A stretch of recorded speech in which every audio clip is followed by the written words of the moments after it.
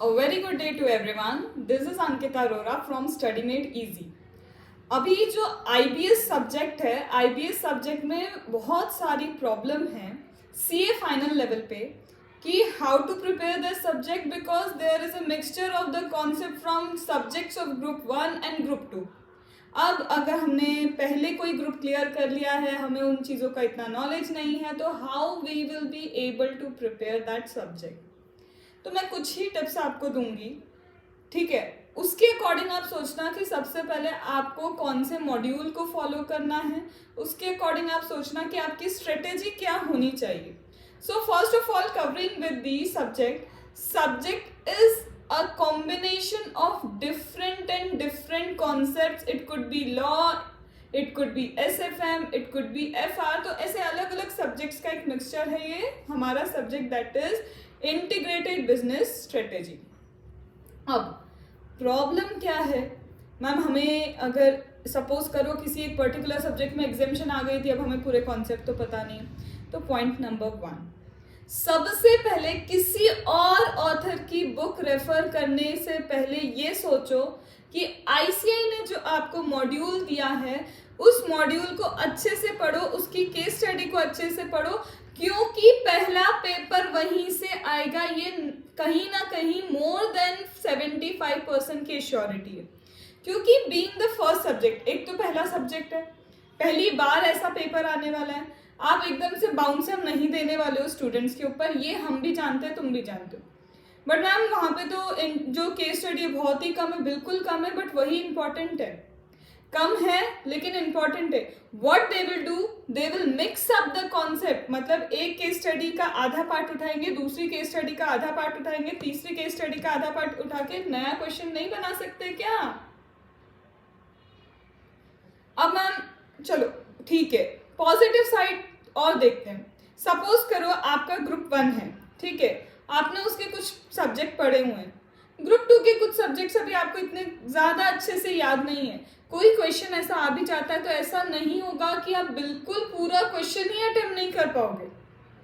ऐसा नहीं होगा कि बिल्कुल भी आप क्या कर पाओगे, वो क्वेश्चन अटेम्प्ट ही नहीं कर पाओगे. थोड़ा तो कर पाओगे, वो पॉजिटिव साइड देखो. तीसरी चीज़, बुक मैम बहुत सारे जिसमें क्वेश्चन है वो रेफर कर लेनी चाहिए क्या? डिस्क्लेमर दे रही हूँ, एक क्लियर डिस्क्लेमर दे रही हूँ. आप अगर बहुत ज़्यादा केस स्टडी वाली बुकलेट पे जाओगे तो एक हमको लगता है हमने बहुत प्रिपेयर किया, क्योंकि हम बहुत सारे क्वेश्चंस कर रहे हैं. मैं बोलूँ यहाँ पे conceptual clarity will play the important role rather than the number of question that you have practice. But ये जो पेपर है ये राइटिंग स्किल्स बहुत अच्छे से टेस्ट करेगा, आपकी एनालिसिस की स्किल्स टेस्ट करेगा. आप कोई बहुत बड़ी बुक पढ़ रहे हो जिसमें बहुत सारे केस स्टडी हैं और फिर देखो कि यार ये कॉन्सेप्ट भी नहीं आता, उधर से ये कॉन्सेप्ट नहीं आता, इधर से ये नहीं आता, उधर से वो नहीं आता, it may create a negative impact on your brain कि यार कैसे मैनेज करो, इस सब्जेक्ट को समझ ही नहीं आ रहा है. बहुत प्रैक्टिकल गाइडेंस दे रही हूँ मैं.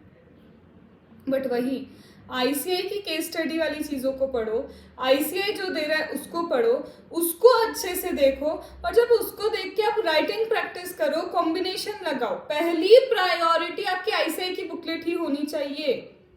उसके बाद आपको लगता है चलो आईसीआई की बुकलेट से मैंने सब कुछ अच्छे से समझ लिया, अब कोई और बुकलेट आप रेफर कर लो, कोई दिक्कत नहीं. फिर नेक्स्ट आते हैं हम टॉपिक, इसी में आते हैं मैम प्रिपरेशन कैसे करें. मैम अब लॉ भी आ जाएगा, ये भी आ जाएगा, वो सब्जेक्ट भी आ जाएगा, तो आपको पता है डिटेल नॉलेज रिक्वायर्ड नहीं होगा पहले कुछ अटेम्प्ट के लिए कि एकदम अंदर जाके आपको कुछ पूछ रहे और आप समझ नहीं पा रहे. आप सब्जेक्ट वाइज आप क्या करो, उसके रिवीजन वीडियो देखो, अच्छे से प्रोविजंस को याद करो, बस उतना ही आपके हाथ में. देख लो कौन सा provision, for an example non resident को क्या लगता है तो रेसिडेंट को क्या लगता है. रेसिडेंट में इज इक्वल टू 10,000 दिए, ग्रेटर देन 10,000 दिए, डरो मत.